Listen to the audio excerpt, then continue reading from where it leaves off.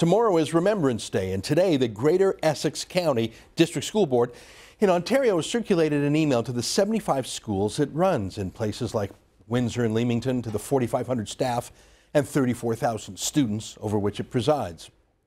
They circulated an email saying that the public schools that they run with taxpayers' dollars should be prepared to exempt students from Remembrance Day. Here, let me quote the memo.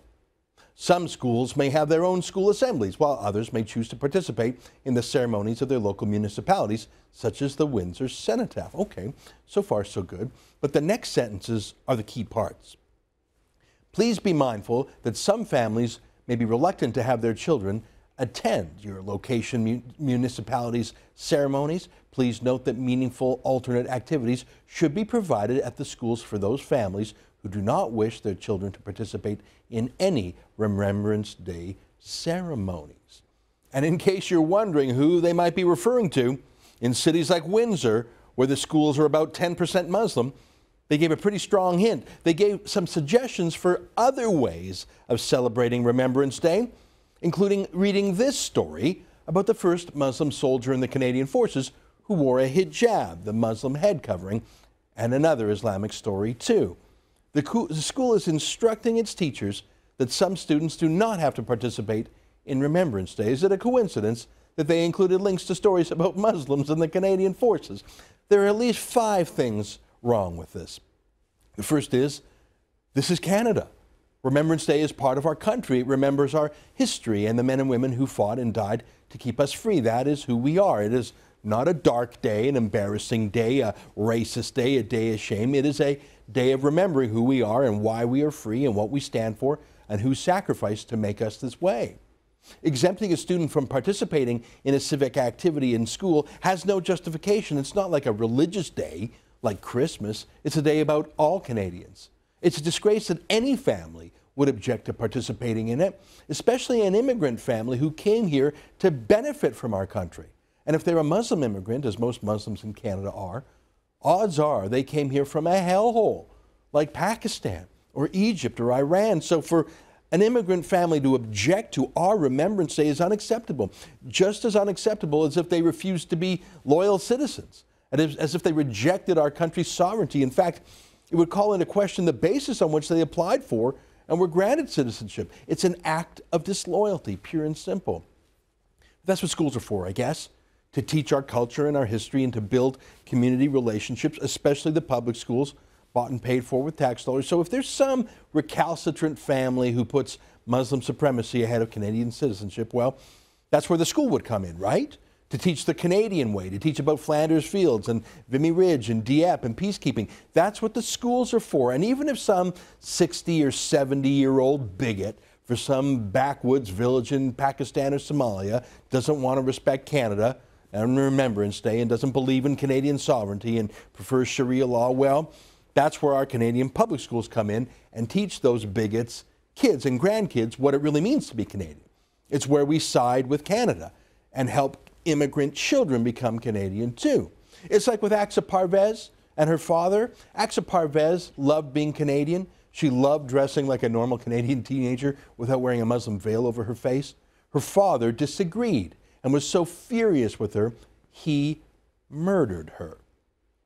Respecting Remembrance Day isn't as important as respecting the very life of your own daughter and not killing her, but it's along the same continuum, and that continuum has 2 poles on it. Do you live like you're in some medieval town in Pakistan or Egypt or Iran or Somalia? Or do you live like you're an immigrant to the best country in the world that just gave you the winning ticket in the lottery of life and let you come here, guaranteeing a better future for your children than they would have ever had back home? And all we ask in return is that you be Canadian. It's a pretty simple choice. Be Canadian or don't come here in the first place. So the first outrage is that some Muslim parents would object to this most Canadian of days. The second outrage is that the public school system would abide this. The third outrage is the belief by either Muslim parents or the morons at the school board that Remembrance Day is in any way anti-Muslim. Canada fought in the Boer War against the Afrikaners. We fought in the First World War against the Germans, the Second World War against Germany and Italy and Japan. We fought against North Korea.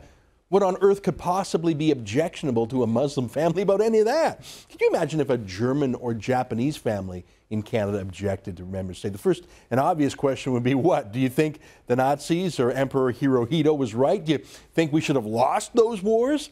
It's unthinkable that a German or Japanese Canadian family would say that, because German Canadians and Japanese Canadians are Canadians first and foremost. If they actually objected to our winning those wars 70 years ago, they probably wouldn't have been living here for the last 3 generations. Can you imagine the reaction if someone said they weren't going to attend Remembrance Day because we were wrong to have fought Hitler? But that's the implication of Muslim families objecting to Remembrance Day, that we were wrong. Or maybe it's that we are wrong today, because if you look at all the recent wars and military missions Canada has done, it's all been in Muslim lands.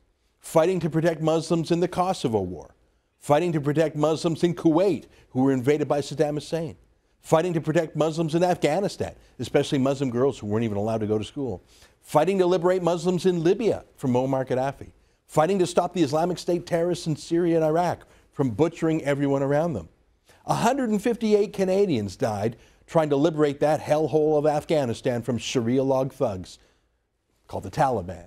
If I were a Muslim immigrant, I would be amazed that a country like Canada, where not 1 in 100 people could find Afghanistan on a map, with no trade ties to Afghanistan, no national interest at play, that such a country would give 158 lives and tens of billions of dollars to help liberate a Muslim country for no reason other than to help improve the lives of its 99% Muslim population. And if I were from Syria or Iraq, I'd think the same about our mission against the Islamic State terrorists now. If I were part of a Muslim immigrant family, I would sing "O Canada" extra loud. I wouldn't just wear a poppy, I'd be out on the streets selling them. I would be thanking Allah that such a generous and open and loving and giving country such as Canada not only tried to fix their failed countries, but has let in close to 1 million Muslim immigrants, including about 500,000 since 9/11. That's what I'd be doing if I were a parent in the Greater Essex County District School Board. And then there is what happened just last month, the Muslim terrorist murder of Warrant Officer Patrice Vincent in Quebec, the Muslim terrorist murder of Corporal Nathan Cirillo in Ottawa.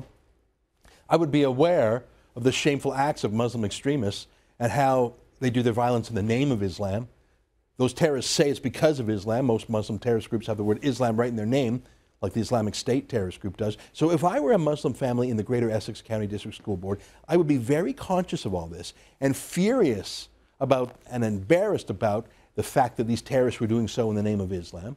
And I would take great pains to prove that those violent Muslim extremists were a fringe, did not speak for the greater Muslim community. I would sing extra loud when "O Canada" was sung. I would wear a little maple leaf lapel all the time. If I wore a hijab, I'd make one out of the maple leaf fabric. That's what I'd do. I'd do everything to prove that the Muslim community did not support those terrorists and that the Muslim community in Canada denounces them without adding the word "but" at the end of the denunciation.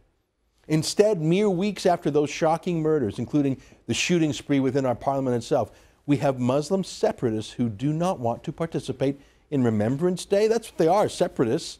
They want to separate from us, mere Canadians, infidels, the kuffars. And the Greater Essex County District School Board will abide this and cooperate with it and formalize it and normalize it? Have we no self-respect? And the answer is no, we do not. 2 years ago, in this picture that surfaced from a large public school in the Toronto area called Valley Park Middle School. It's a school cafeteria in the middle of the day, but as you can see, it was turned into a mosque. A taxpayer-funded public school was turned into a mosque run by a Muslim imam. As you can see, it was gender segregated, apartheid style. Boys at the front, then girls in the middle, and then get this, girls at the far back who were having their period. Can you believe that? That gender apartheid? That a gross old male imam would actually sort the children like that, not just by sex, but inquiring with the girls if they were having their period and then shaming them by sending them to the far back of the cafeteria in a public school paid for by taxpayers, all approved by, in this case, the largest public school board in Canada, that of Toronto. You know, I've said it before. I said it on the day when that Muslim terrorist shot up our parliament. I said, we have to screen immigrants from terrorist-infested countries. We have to ask them simple questions that they aren't being asked now, like, Do you believe in the equality of men and women? Do you believe in nonviolence? Do you believe in liberal democracy? Do you believe that all religions are equal before the law? Maybe even, do you love Canada? And we have to enforce our laws and our values and fight those who aren't. Even if, if there are mosques that are inciting violence, they need to be treated no differently than a Hell's Angel clubhouse where violent plans are being concocted. That's what I said last month after we were attacked. But what do you do when it's not a radical mosque that wants to destroy Remembrance Day, that's ashamed of Remembrance Day? What do you do when it's not a foreign terrorist group or a foreign values mosque that says that? What do you do when it's your own Canadian taxpayer-funded public school board that says this? More than 100,000 Canadians have given their lives in our wars. 158 Canadian forces gave their lives in Afghanistan. Last month, Nathan Cirillo and Patrice Vincent gave their lives too.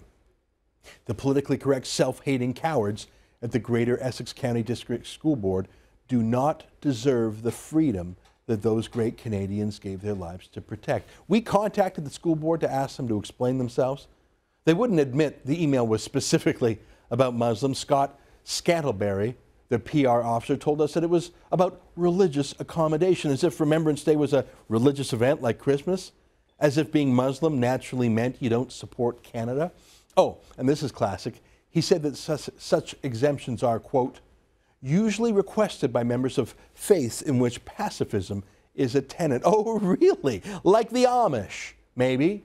If that were true, why were the only two websites mentioned in this disloyal email? Why were they Muslim websites about Muslims in the Canadian forces? Islam is not a pacific religion. Islam is quite a warlike religion. Scott Scantlebury isn't defending his school board's policy. He's misrepresenting his school board's policy because he was caught. I'm sick of this.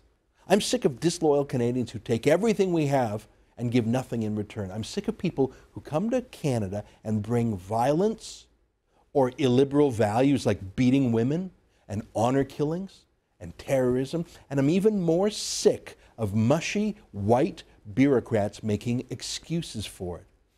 I'm not sure what I can do other than express my disgust, but maybe a petition to show these folks how un-Canadian they are. I'm talking about the school board.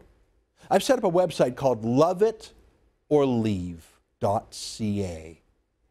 It's very simple. It has a petition on it that we're going to send to the Greater Essex County District School Board to tell them to screw their heads in straight. The petition is at the website, loveitorleave.ca.